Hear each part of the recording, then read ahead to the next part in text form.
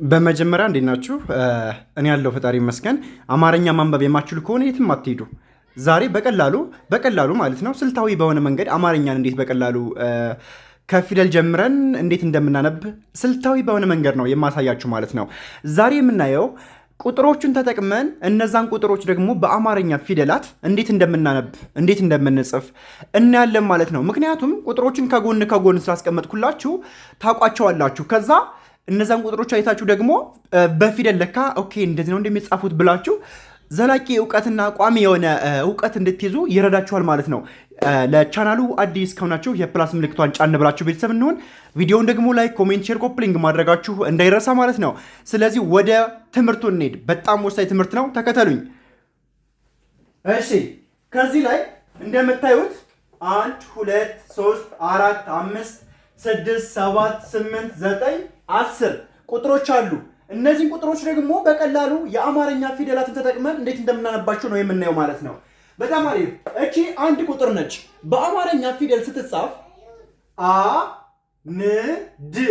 አንድ አ ማለት የአቤት የመጀመሪያ፣ ን ማለት የነቤት ስድስተኛ፣ ድ ማለት የደቤት ስድስተኛ፣ አንድ አይደለ? አንድ ማለት አንድ በአንድ ላይ ሲሆን ማለት ነው። አንድ ቁጥሯ አንድ ነች።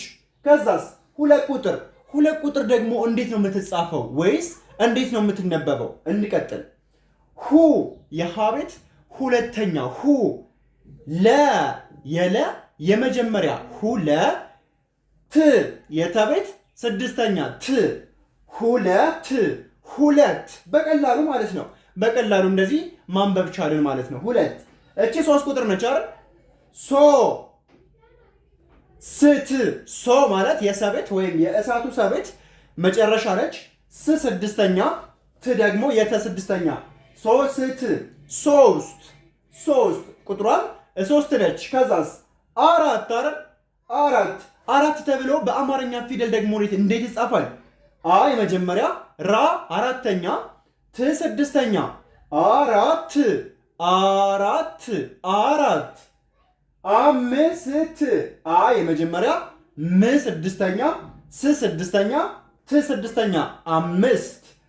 አምስት ቁጥሯ ማለት ነው። ስለዚህ 1 2 3 4 5 1 2 3 4 5 በቀላሉ ማለት ነው። በቀላሉ በቃ የትም ሳትሄዱ፣ ምክንያቱም ቁጥር የማያውቅ የለም። እነዚህን ቁጥሮች ደግሞ እንዴት እንደምንጽፋቸው በቀላሉ እንዴት እንደምናነባቸው አየነ። ከዛ ወደ 6 ነው የምንሄደው። 6 7 8 9 10 ያው ከ6 እስከ 10 ደግሞ አሉ። እነዚህ ደግሞ የሚጻፉት ወይም የሚነበቡት ስድስተኛ የማን ቤት? የሰቤት የእሳቱ ሰቤት ስድስተኛ፣ ድ የደቤት ስድስተኛ፣ ደዱ ዲዳዴ ድ የምንለው ማለት ነው።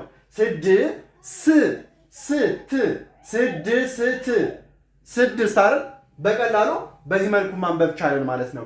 ከዛ ሰባት ሰ የመጀመሪያ፣ ባ አራተኛ፣ ት ስድስተኛ። ሰባት ያው ቁጥሯን ሰባት ነች።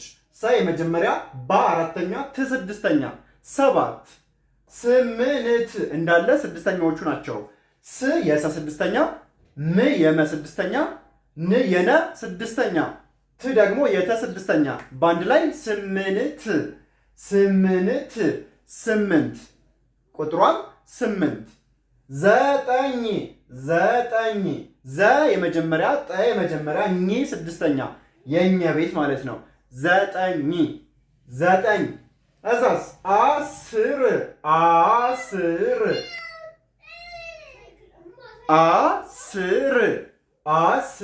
አ የመጀመሪያ፣ ስ ስድስተኛ፣ ር ስድስተኛ።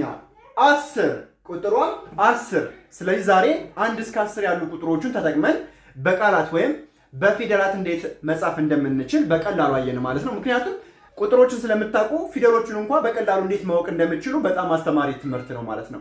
ስለዚህ በዚህ መልኩ ደግሞ ስልታዊ በሆነ መንገድ አማርኛን ከመጀመሪያው ከፊደል ጀምራችሁ ባላችሁበት ቦታ ሆናችሁ እጃችሁ ላይ በሚገኝ ስልክ ብቻ በሳምንት 5 ቀን ከሰኞ እስከ ዓርብ እናንተ በፈለጋችሁት ሰዓት መማር የምትፈልጉ ከሆነ ስልክ ባዮ ላይ አለላችሁ፣ አናግሩም ማለት ነው።